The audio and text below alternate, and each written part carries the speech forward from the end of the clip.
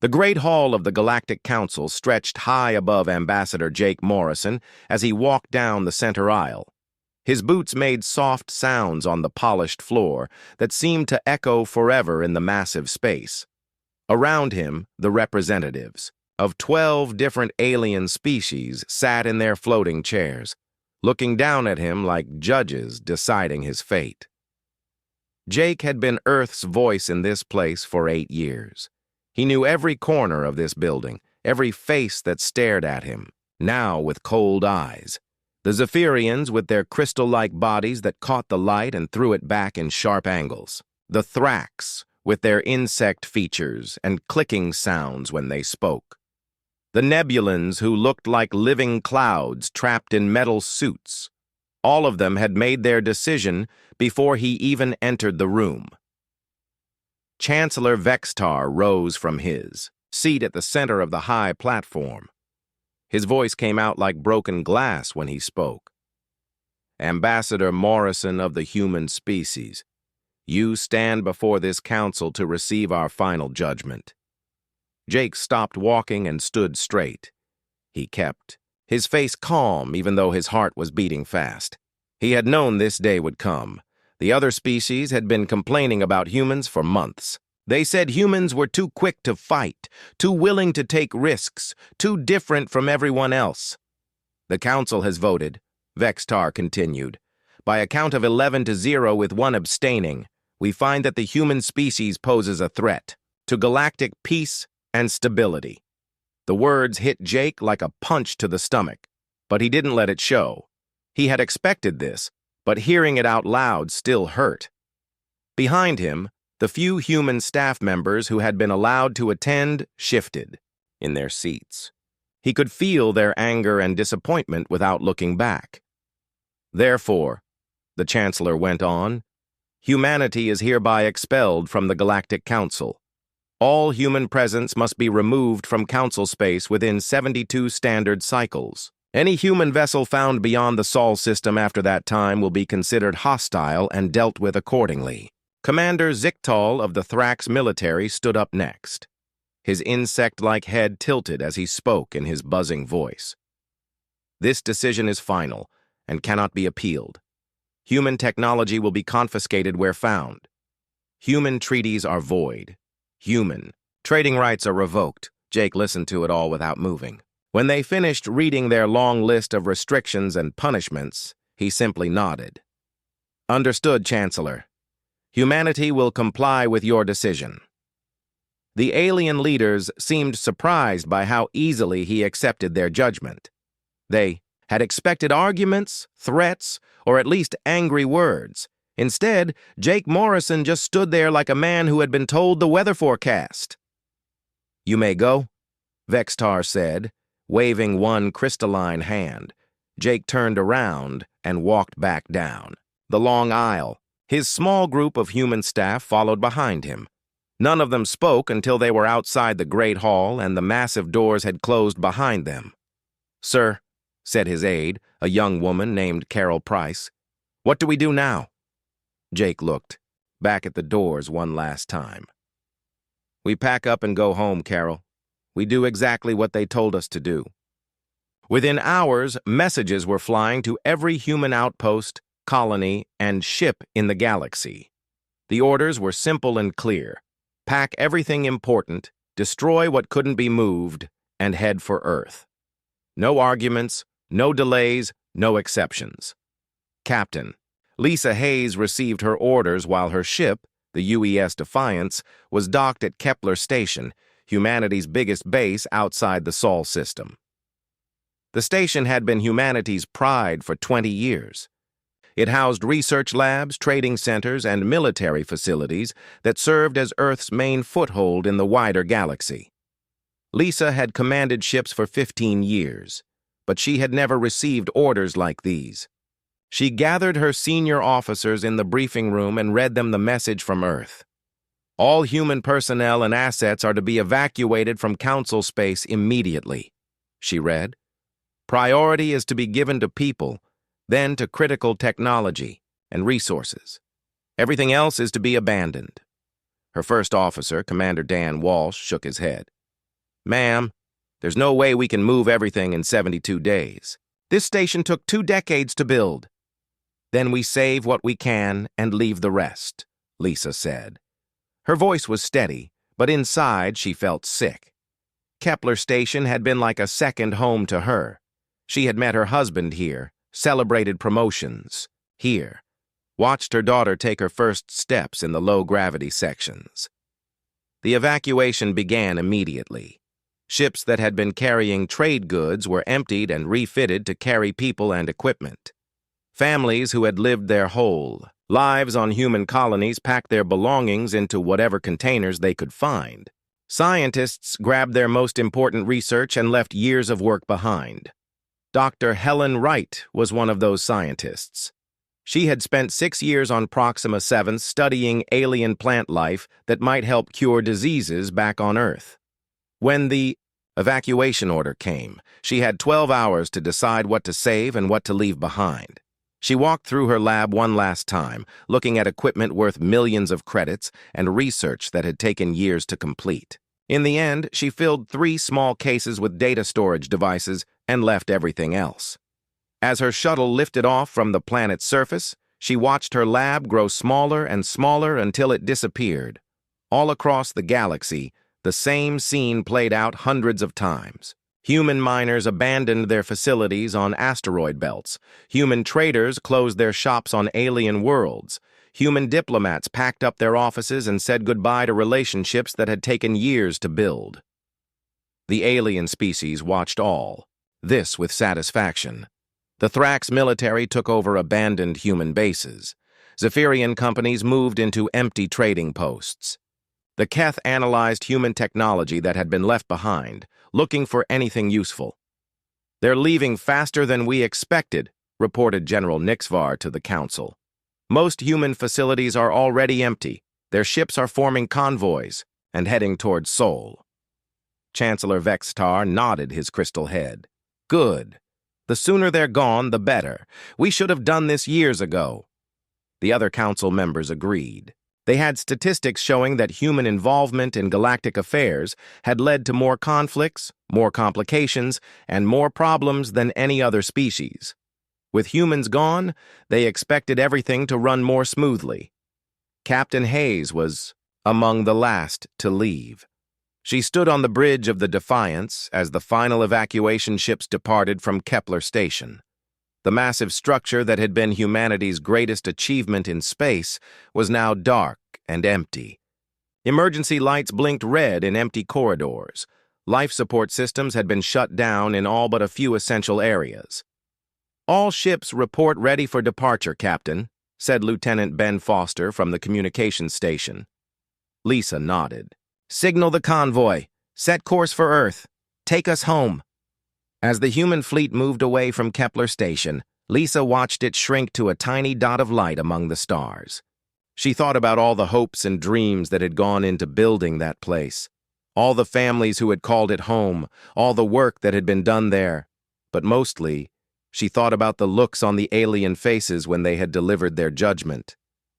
They had been so sure of themselves, so confident that they were making the right choice. They looked at humans like parents looking at troublesome children who needed to be sent to their room. "Ma'am," said Commander Walsh, "the crew is asking, what happens next? What do we tell them?" Lisa was quiet for a long moment. Then she smiled, and there was something cold in that smile that Walsh had never seen before. "Tell them we're going home to think things over. Tell them the galaxy wanted us gone, so we're going to give them exactly what they asked for." The human fleet disappeared into the darkness between stars, leaving behind empty stations, abandoned colonies, and a galaxy that thought it had solved one of its biggest problems. The alien species congratulated themselves on their wisdom and went back to their normal business. None of them noticed that the humans had left very quietly, without complaints or threats or promises of revenge. They took this as proof that humanity knew they had been beaten fairly. They would later realize this had been their first mistake. 5 years had passed since the last human ship disappeared from Council space. The galaxy had settled into what Chancellor Vexatar liked to call the New Peace. Trade disputes between species had dropped by 30%. Border conflicts were at their lowest level in a century. The smaller species felt safer without human warships patrolling their sectors. In the council chambers, representatives congratulated themselves on their wisdom. The Thrax had expanded their mining operations into former human territory. The Nebulans had taken over the abandoned research stations. The Keth had reverse-engineered enough human technology to upgrade their own ships. Everyone agreed that expelling humanity had been the right choice. "The statistics speak for themselves," announced Commander Zichtal during a security briefing. "Violent incidents have decreased across all sectors. The removal of the human element has brought stability to our region of space." The other military leaders nodded in agreement. They had data showing improved cooperation between species, smoother diplomatic negotiations, and fewer emergency responses needed. Some privately wondered what had become of the humans, but most assumed they had either died out or reverted to a primitive state without access to galactic resources. Far beyond the edge of Council space, in the cold darkness past Pluto, a very different story was unfolding. Dr. Helen Wright stood in a laboratory that would have amazed any alien scientist who saw it. The walls were lined with equipment that pushed the boundaries of known physics. Holographic displays showed mathematical equations that described realities beyond normal space and time. Helen had aged well during the 5 years of exile. Her hair was grayer now, but her eyes burned with an intensity that hadn't been there before. She worked 18-hour days alongside a team of the best minds humanity had to offer. Without the restrictions imposed by council ethics committees, they had made breakthroughs that would have taken centuries under the old system. "The quantum field generators are operating at 97% efficiency," reported her assistant, Dr. Paul Martinez. "We're ready for the next phase of testing." Helen nodded as she studied the readings on her screen. The device they had built looked like a simple metal ring about 10 feet across, but it represented years of theoretical work and practical engineering that had consumed the resources of entire asteroid mining operations. This ring could fold space itself, allowing objects to step outside normal reality and move between dimensions. "Begin the test sequence," Helen said. "And Paul, make sure all the safety protocols are active. We're dealing with forces that could tear a hole in reality itself." The ring began to glow with an eerie blue light. The space inside it wavered like heat rising from hot pavement. Then suddenly, a small probe that had been sitting on a table across the room simply vanished. Seconds later, it reappeared inside the ring, completely undamaged. Helen smiled for the first time in weeks. Dimensional translation successful. The probe moved through folded space without any structural damage. Meanwhile, in the asteroid shipyards, hidden in the outer reaches of the Sol system, Admiral Greg Stone watched the final hull plates being attached to humanity's newest warship. The vessel bore no resemblance to the chunky, functional designs that the galaxy remembered from human ships. This one was sleek and angular, its black hull seeming to absorb light rather than reflect it.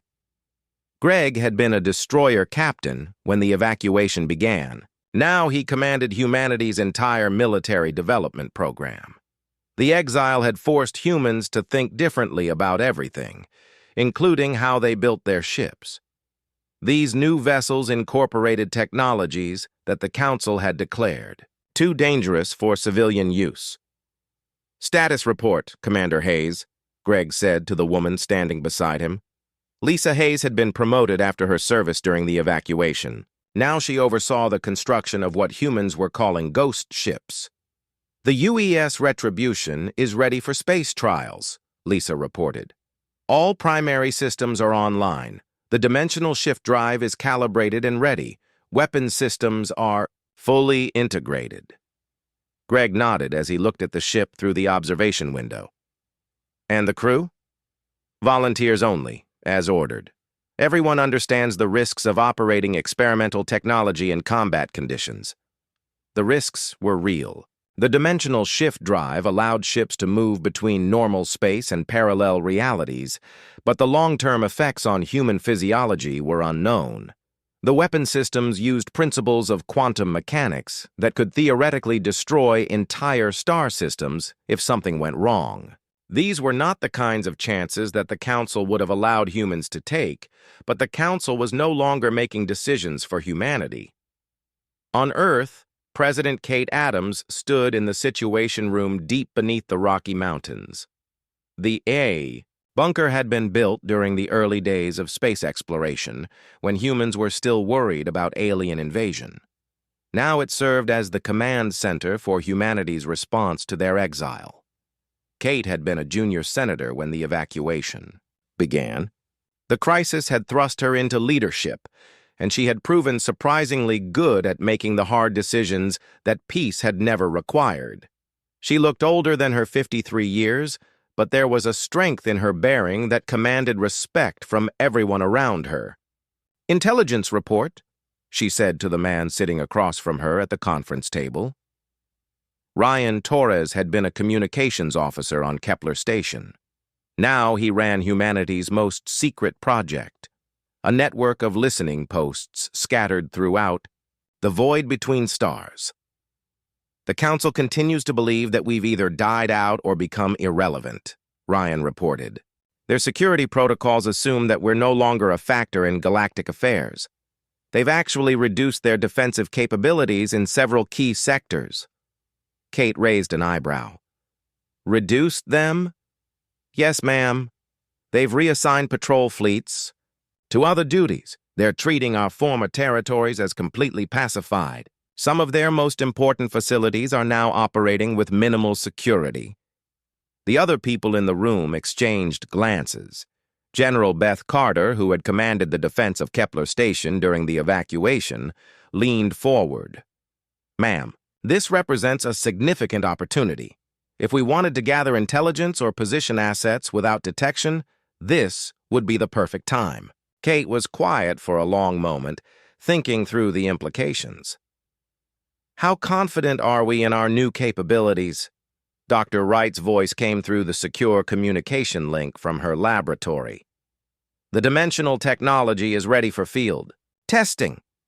We can move ships through folded space without any chance of detection by current Council sensor systems. They literally cannot see us coming." Admiral Stone's voice joined the conversation from the shipyards. "The new vessels are operational and ready for deployment. My crews are trained and eager to test their capabilities under real conditions." Kate looked around the room at the faces of people who had been transformed by 5 years of focused effort and unlimited resources. When the Council had expelled humanity, they had assumed that cutting humans off from galactic civilization would make them weak and desperate. Instead, it had freed them from limitations they hadn't even realized they were living under. "Very well," Kate said finally. "Begin Phase 1. I want listening posts established in key Council territories. Intelligence gathering only, no contact with local populations. We need to know everything about their current capabilities, their plans, and their weaknesses." Ryan nodded. "Understood, ma'am. How long do we have?" Kate smiled, and there was something cold and patient in that smile that would have worried any Council member who saw it. "We have as long as we need, Ryan. The Council thinks they've solved their human problem. Let them keep thinking that while we get ready to show them what humans can really do when nobody is watching." Over the following months, ghost ships began, moving through the spaces between realities. They appeared in Council space just long enough to deploy sensor arrays and communication relays, then vanished again before anyone knew they had been there. Slowly and carefully, humanity began to build a network of hidden assets throughout the galaxy. The aliens went about their business, secure in the knowledge that they had made the galaxy safer by removing the troublesome humans. They held conferences about their improved security situation. They published papers on the benefits of species-selective isolation policies. They never suspected that invisible eyes were watching their every move. In the cold darkness beyond Pluto, human engineers, worked around the clock on projects that would have terrified the Council if they had known about them. Ships that could exist in multiple dimensions simultaneously. Weapons that could manipulate the fundamental forces of reality. Technologies that treated the laws of physics as suggestions rather than absolute rules. The galaxy had wanted humanity gone, so humanity had obliged them. But they had not gone away. They had simply stepped outside the boundaries of what the Council considered possible and begun preparing for the day when they would step back in. That day was coming sooner than anyone expected. The merchant vessel Wing of Prosperity had been flying the same trade route for 12 years without any problems. Captain Hickstel of the Thrax Merchant Guild knew every asteroid, every space station, and every patrol checkpoint between the outer rim colonies and the core worlds. His ship carried luxury goods from the frontier settlements to the wealthy inner systems, and he had never lost so much as a single cargo container. That changed on a Tuesday morning when his ship simply disappeared. The Wing of Prosperity had sent its regular status report at 0800 Standard Time. Everything was normal. Engines running smoothly, cargo secure, crew healthy. The next scheduled check-in was set for 1200, but when that time came, there was only silence. By 1400, search and rescue teams were launched from the nearest Council patrol base. Commander Zichtal led the search operation personally. He had been looking for an excuse to test his new ships in a real situation, and a missing merchant vessel was perfect for training purposes. His squadron of 6 destroyers spread out across the trade route, scanning for any sign of the missing Thrax ship. They found debris 3 days later, scattered across several thousand cubic kilometers of space. Most of it was twisted metal that had once been hull plating. Some pieces showed signs of extreme heat damage. Others looked like they had been torn apart by forces that Zichtal couldn't identify. "Forensics report," he ordered, as his team collected samples of the wreckage. Lieutenant Vexeron, his science officer, shook her crystalline head as she studied the readings. "Sir, the damage patterns don't match any known weapon signatures. The metal shows signs of molecular disruption at the quantum level. Whatever did this was far more advanced than anything in our databases." Zichtal frowned. "Pirate attack?" "Negative, sir. Pirates would have taken the cargo and left the ship intact. This looks like the vessel was completely destroyed in a matter of seconds." The investigation took 2 weeks. Council experts examined every piece of debris, ran thousands of tests, and consulted with scientists from every member species. In the end, they concluded that the Wing of Prosperity had suffered a catastrophic engine failure that resulted in a matter-antimatter explosion. It was unusual, but not impossible. The case was closed and filed away as an industrial accident. 2 months later, the Zephyrian research station on Keldar 7th went silent during the night shift. The facility had been studying quantum mechanics applications for improved space travel. 37 scientists and support staff worked there around the clock, and they had never missed a scheduled communication in 8 years of operation. When rescue teams arrived, they found the station intact but completely empty. Every piece of equipment was still running. Half-finished meals sat on tables in the cafeteria. Personal belongings remained in sleeping quarters. The only thing missing was every single person who had been working there. Security footage showed normal activity up until 23:47 hours. At 23:48, every camera simultaneously displayed static for exactly 93 seconds. When the feeds cleared, the station was empty. Dr. Nex Tal, the Council's chief investigator, spent 3 weeks examining the facility. "There are no signs of struggle," she reported.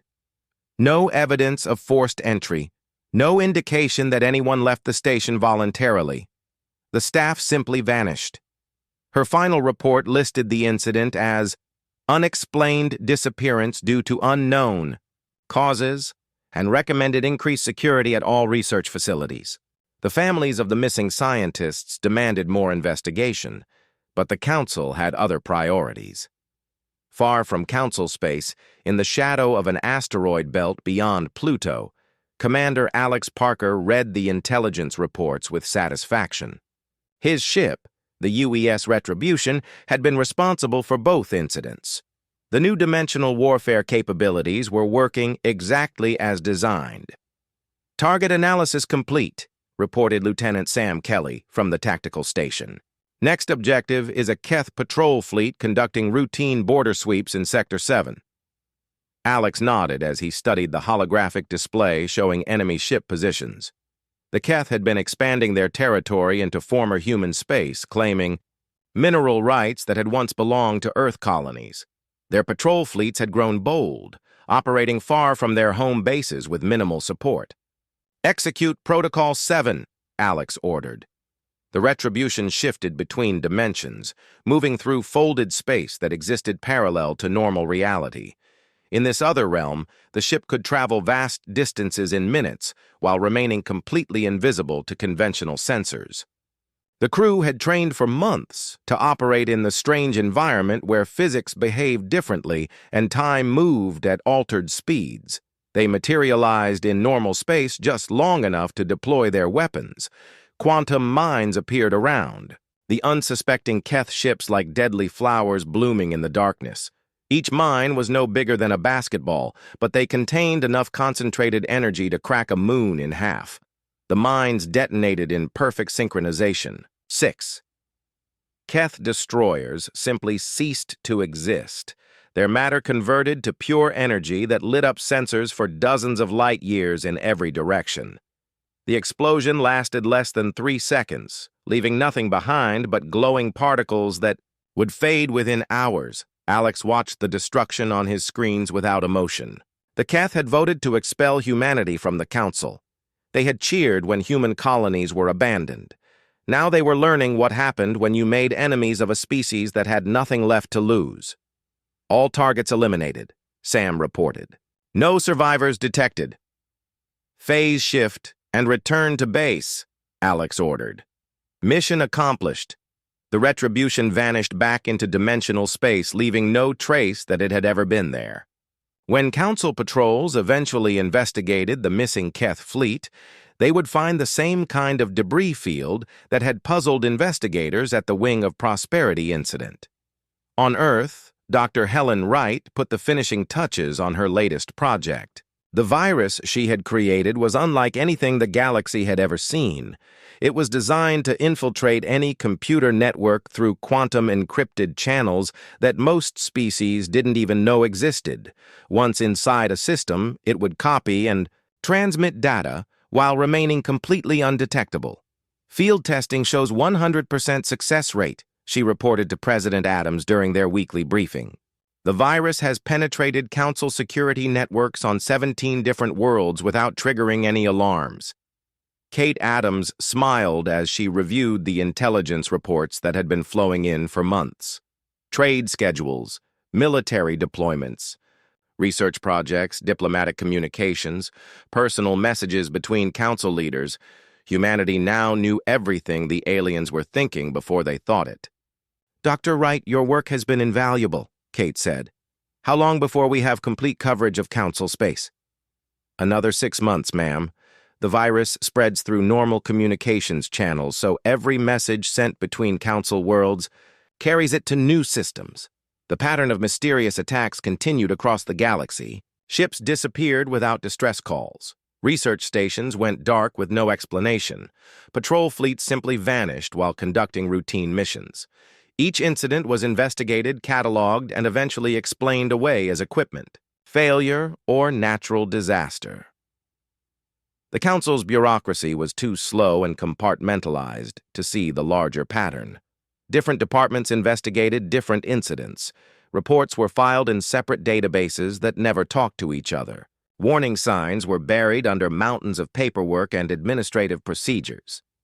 By the time Chancellor Vextar received a summary report showing the increased number of accidents in Council space, over 400 ships and installations had been affected.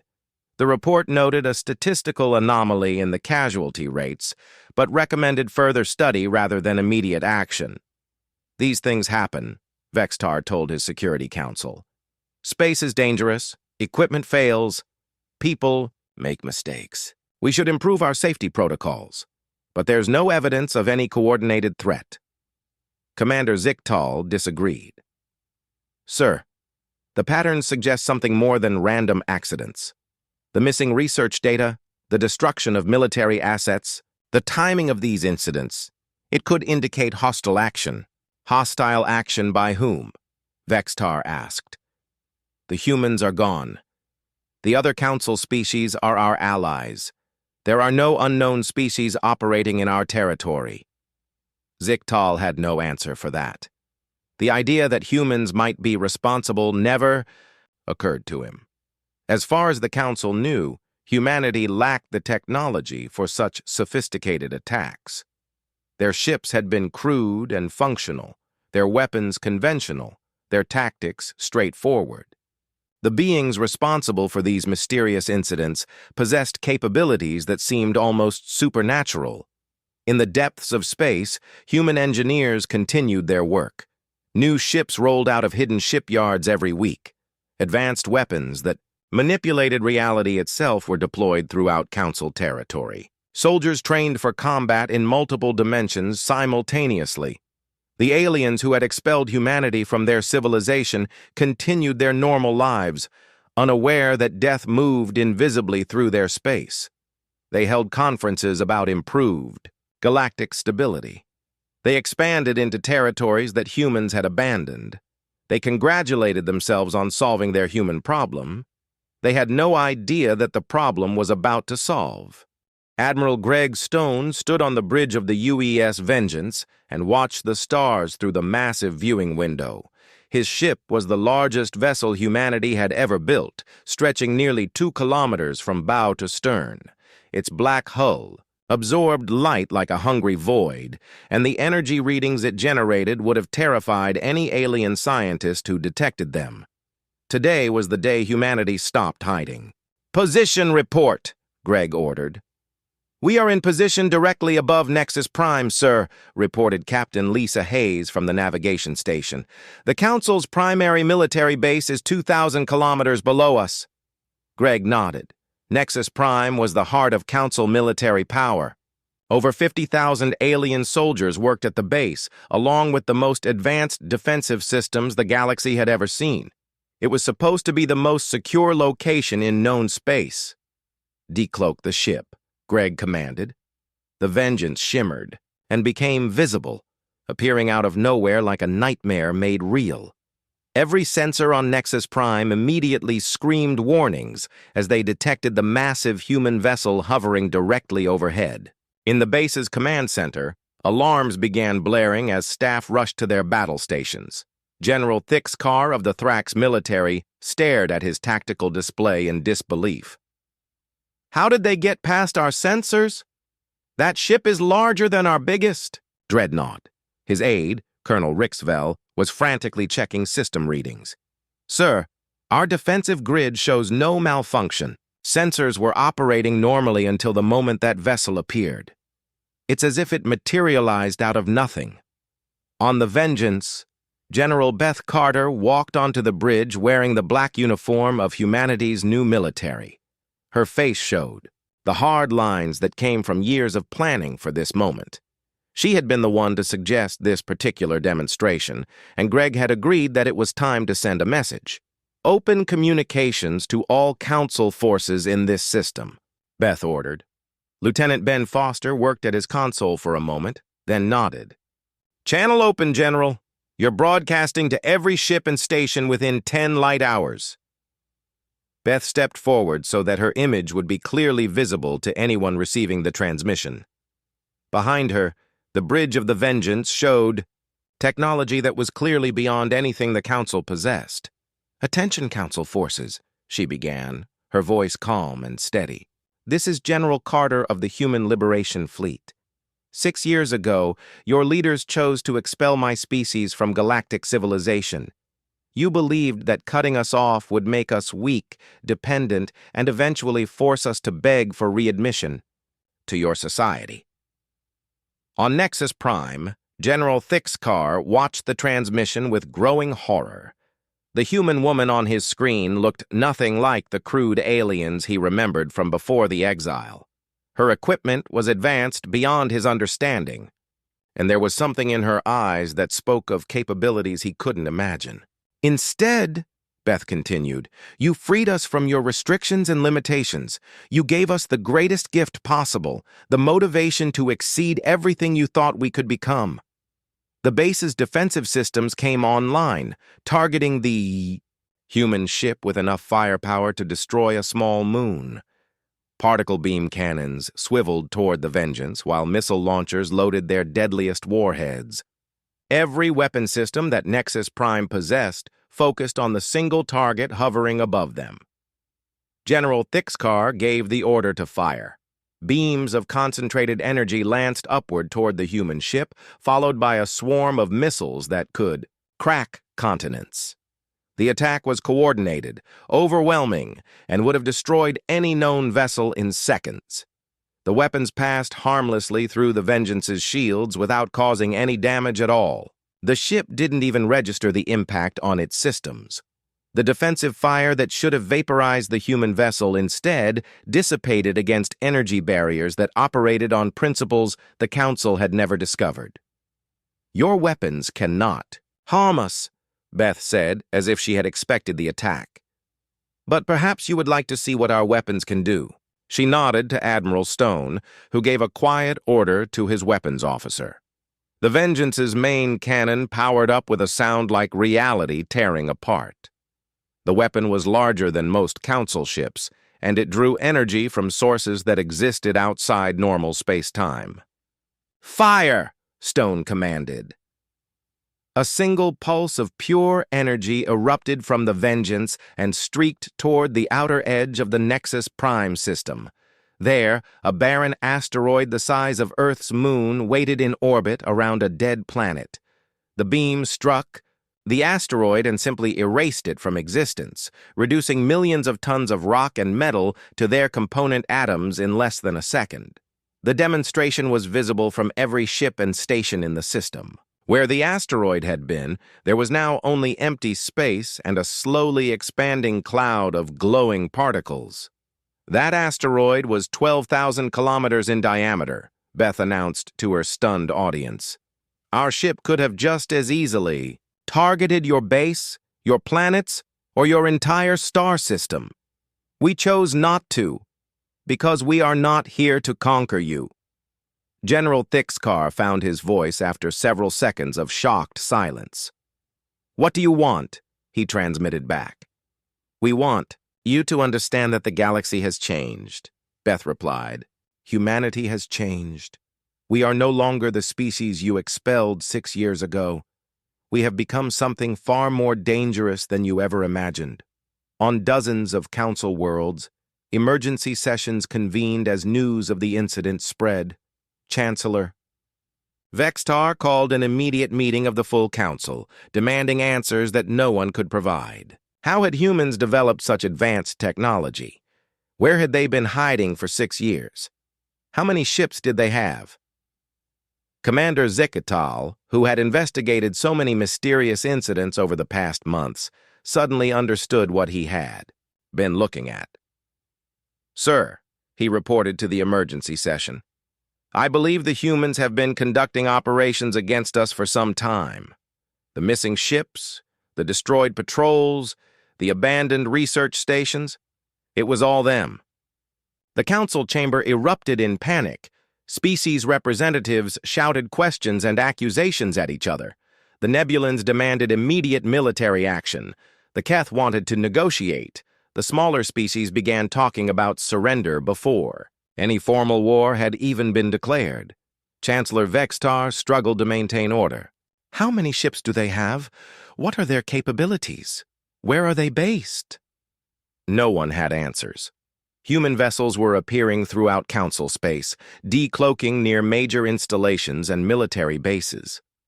Each ship was different from the last, showing technologies that seemed to advance even as they watched. Some ships phased in and out of reality. Others appeared to exist in multiple places simultaneously. A few seemed to be made of materials that bent light around them like living shadows. Communications Officer Ryan Torres, now serving aboard the command ship UES Reckoning, monitored Council transmissions with professional interest. The aliens were calling for reinforcements from every sector, mobilizing their entire military for a war they didn't understand against an enemy they couldn't track. "They're panicking," he reported to Admiral Stone through secure channels. "Council forces are abandoning their normal patrol routes and concentrating near major population centers.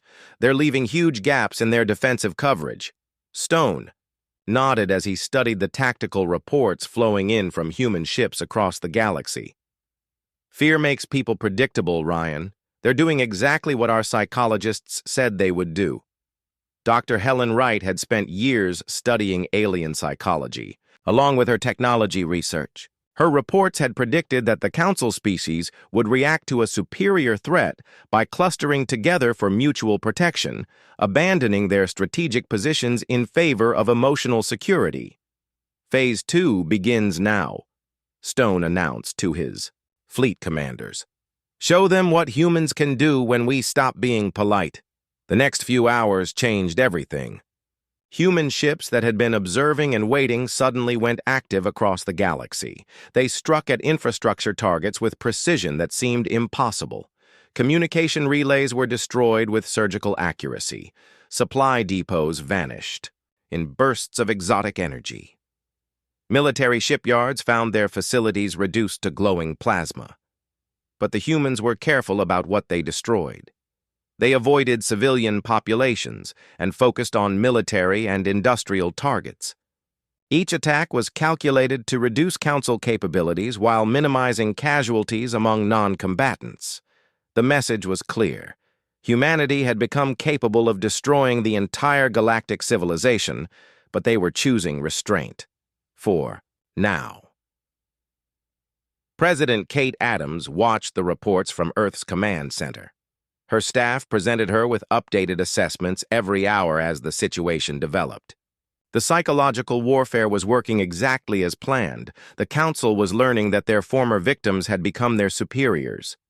"Ma'am," reported her intelligence chief, "we're receiving communication requests from 17 different Council worlds. They want to negotiate." Kate smiled. After 6 years of exile, of being treated like dangerous children who needed to be locked away, the galaxy finally understood what humanity was capable of. The Council had believed they were untouchable, protected by their technology and their unity. They had been wrong about everything. "Tell them we'll be in touch," Kate said. "But first, let them think about what they've seen." The war that followed was unlike anything in recorded galactic history. It was not a conflict between armies meeting on battlefields, but a demonstration of what happened when one species had evolved beyond the understanding of all others. Human fleets appeared and disappeared at will, striking with precision that seemed almost supernatural before vanishing back into dimensions that Council scientists couldn't detect.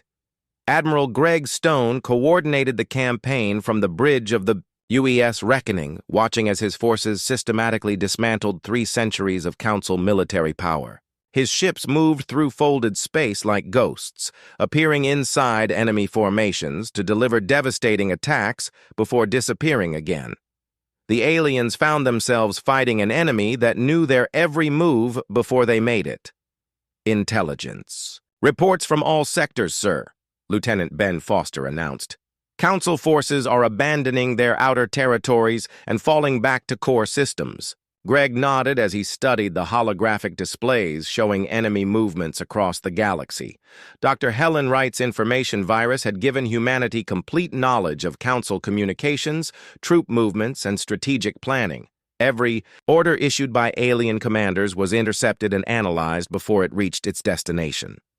"They're doing exactly what we predicted they would do," Greg said to his staff. "Fear makes them cluster together like frightened animals." Execute. Phase 3.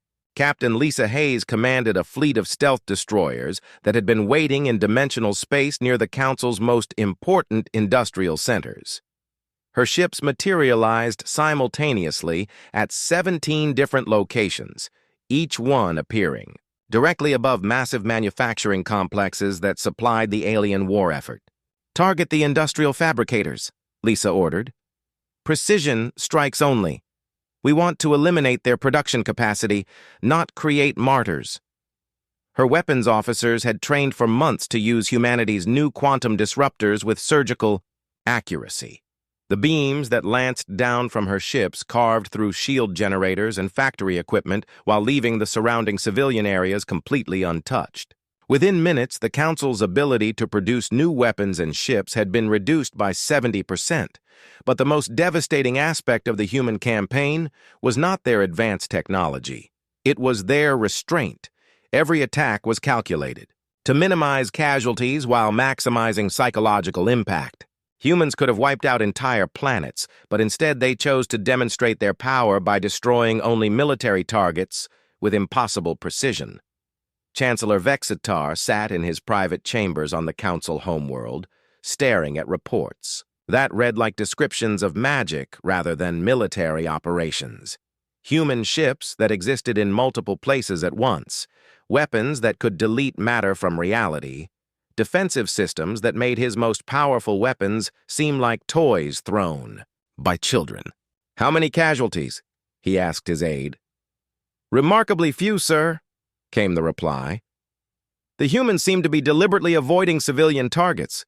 Military losses are severe, but they're being very careful not to harm non-combatants.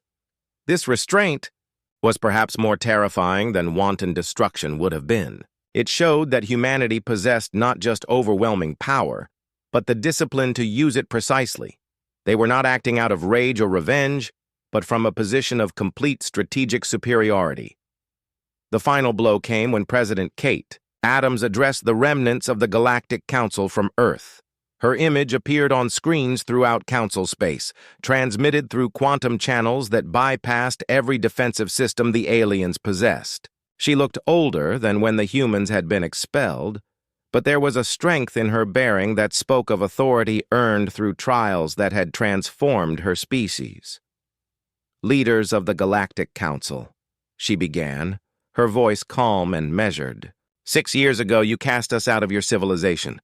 You believed we were dangerous, unstable, and unfit for membership in galactic society. In many ways, you were correct." Behind her, the Earth that appeared in the transmission showed cities that gleamed with technologies the Council had never imagined. Ships moved through the atmosphere using principles that seemed to defy physics. In the distance, massive structures reached towards space, their purpose incomprehensible to alien observers. "You were right that we were dangerous," Kate continued, "but you were wrong about what made us dangerous. Our threat was never our aggression or our instability. Our threat was our potential to become something greater than any of you could. Imagine," Chancellor Vexitar found himself leaning forward despite his fear. "This human leader was offering something that sounded like negotiation rather than conquest, but the terms would clearly be dictated by the species that now held all the advantages. You forced us to leave your space, so we did. You cut us off from your resources, so we learned to create our own.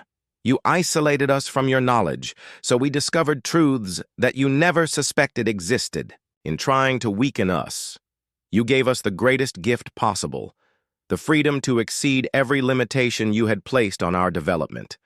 The transmission showed images of human achievements during their exile, cities built inside asteroids, using matter manipulation technology, ships that traveled between stars by folding space itself, laboratories where human scientists worked with energies that could reshape reality at the quantum level.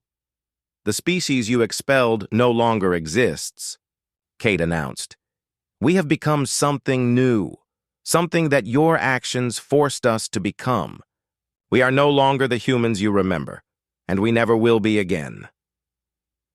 Admiral Alex Parker watched the broadcast from his ship, the UES Retribution, as it orbited the former Council capital. His vessel was one of dozens that had appeared throughout. The core systems, each one a demonstration of humanity's ability to strike anywhere in the galaxy without warning. The psychological impact was devastating. Ma'am, interrupted Communications Officer Ryan Torres from the command ship, we're receiving surrender offers from 43 different council worlds. They want to negotiate terms. Kate nodded. This was the moment she had been preparing for since the day humanity had been forced to leave.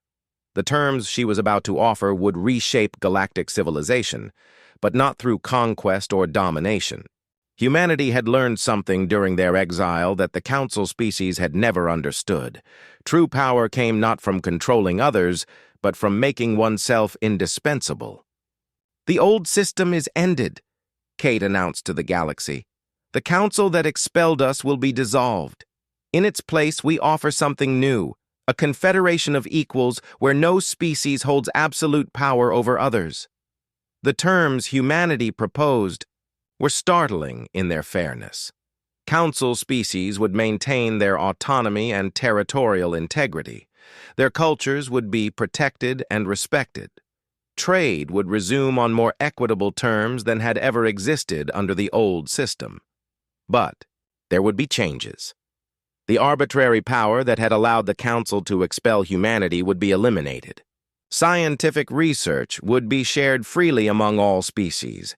Military conflicts would be resolved through arbitration rather than force. And overseeing it all would be humanity, not as conquerors, but as guardians of a system designed to prevent the kind of abuse that had led to their exile. We do not seek to rule you, Kate explained. We seek to ensure that what happened to us never happens to any species again. The galaxy will be safer, more prosperous, and more just under the new system, but it will also be a place where no one is above consequences for their actions. Dr. Helen Wright stood in her laboratory, watching the transmission while making final adjustments to technologies that would help enforce the new order. Quantum communication networks that would connect every world in the galaxy. Monitoring systems that would detect potential conflicts before they escalated.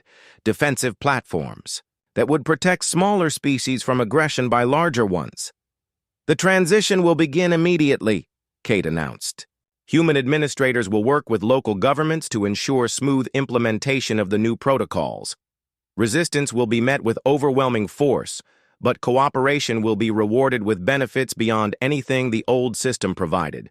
Commander, Lisa Hayes, now an admiral herself, oversaw the deployment of human peacekeeping forces across the galaxy. These were not occupation troops, but specialists trained to help alien species adapt to the new reality. They brought with them technologies that would improve life for billions of beings. Medical advances that could cure diseases thought incurable, energy systems that provided unlimited clean power, transportation methods that connected distant worlds. The galaxy discovered that human rule was unlike anything they had expected. The species that had been deemed too dangerous for civilization proved to be the most benevolent overlords in recorded history. Crime rates dropped as human surveillance. Systems made law enforcement nearly perfect. Poverty decreased as human technologies provided abundance for everyone. Wars became impossible as human mediators resolved conflicts before they could escalate. Years passed, and the new system proved itself again and again. Species that had been enemies for centuries learned to cooperate under human guidance. Scientific discoveries accelerated as information flowed freely between worlds. Trade flourished under regulations that protected smaller partners from exploitation by large